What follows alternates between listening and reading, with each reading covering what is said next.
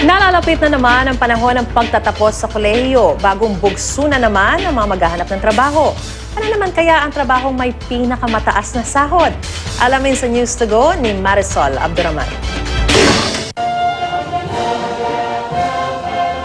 Excited na ang graduate ang marami ngayong Marso o Abril, pero tila ba ibang usapan ang paghahanap ng trabaho.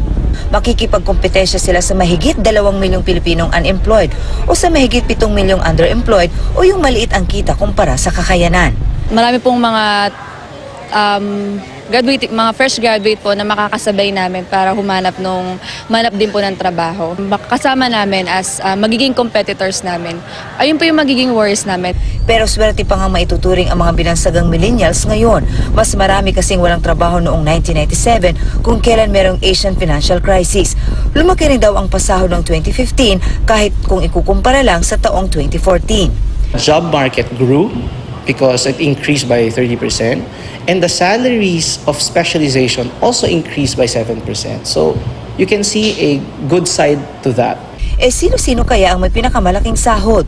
Yun daw mga kwalipikado sa IT o information technology jobs ayon sa isang job website.